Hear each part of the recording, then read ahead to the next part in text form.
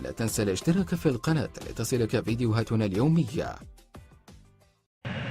وجيجا امامنا اهو. جيجا كان في نادي نورتش اللي هبط الموسم الماضي. يا ولد يا ولد يا ولد يا ولد على الهدف الجميل. هدف جميل جميل من الكسندر بريوفيتش امامنا. الكسندر بريوفيتش يسجل في هذه اللحظات. بريوفيتش في مرمى الحارس الذي لم يتحرك ساكن. جونزالو كاسترو على الارض يفتح في الجانب اللي بيكمل فيه سباستيان رودي ادي ديمبيلي. يا ولد على الهدف. يا ولد يا ولد يا ولد يا ولد على الهدف عن طريق الياباني كاجاوا يسجل هنا في هذه اللحظات. هدف جميل جدا لكاجاوا. هدف التعادل ياتي في الدقيقه 17 بعد عمليه معموله بشكل رائع جدا من سباستيان رودي. الياباني سجل كاجاوا هدف جميل. هدف التعادل. ادي امامنا اللاعب عثمان ديمبيلي كاجاوا الثاني كاجاوا في دقيقة واحدة يسجل هدفين ويغير تماما من خريطة اللقاء ويسجل كاجاوا.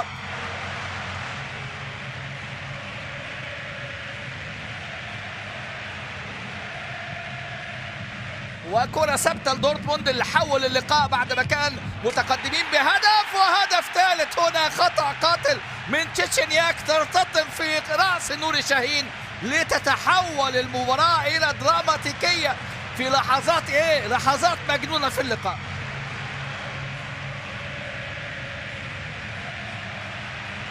تصفيات بقى الحقيقة كأس العالم فازوا على النرويج 3 وعلى التشيك 3 وعلى ايرلندا الشمالية 3 و8 الأشياء على سان مارينو. وليجا وارسو في هدف جديد لبرايوفيتش.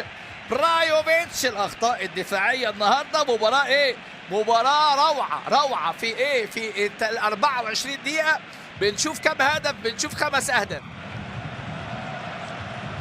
لكن ترد الهمه. ماركو رويس. يا ولد عادي. عثمان ديمبيلي يسجل امامنا. ماركو رويس يصنع وديمبيلي يسجل الهدف اللي امامنا هو الرابع في اللقاء عشان تبقى المباراه الجميله، المباراه المفتوحه اللي فيها حتى الان 6 أهداف 4-2. عثمان ديمبيلي سجل في مرمى فولفسبورغ وسجل في مرمى هامبورغ.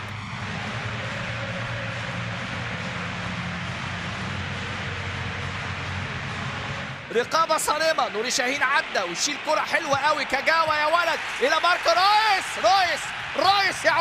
رويس يعود ودورتموند يمتع ويسجل ماركو رويس في هذه اللحظات الهدف الذي انتظره الجميع.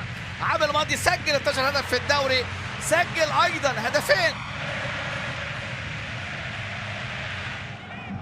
جونزالو كاسترو. دورتموند يلعب بثقة بهدوء عن طريق اللاعب عثمان ديمبيلي. يا ولد امامنا اهو. شوف بقى راجع. يعود كبيرا ماركو رويس.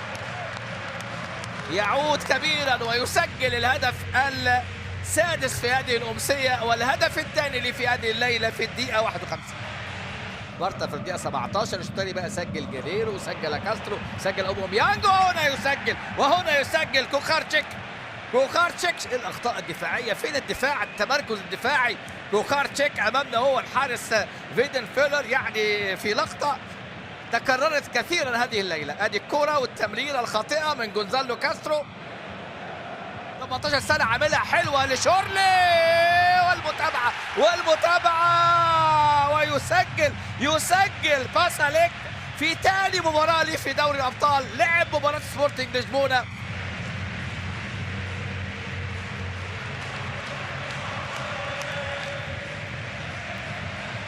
لمسه على طول. رادوفيتش الى نيكوليتش. لسه في اهداف، لسه في متعه، لسه في اجمل من كده. الهدف اللي امامنا هو الهدف الهدف الرابع. 7-4 نيكوليتش. شوف امامنا هنا الراجل مش عارف يعمل ايه في الدفاع. هان فايتسكر امامنا. لمسه على طول. اوباميانج لم يسجل في هذه الليله. هداف الفريق انطلاقه ماركو رويس يسجل هاتريك ماركو رويس عشان المباراة تحقق رقم تاريخي هنا في هذه اللحظات. هدف ثامن تبقى النتيجة ب8-4.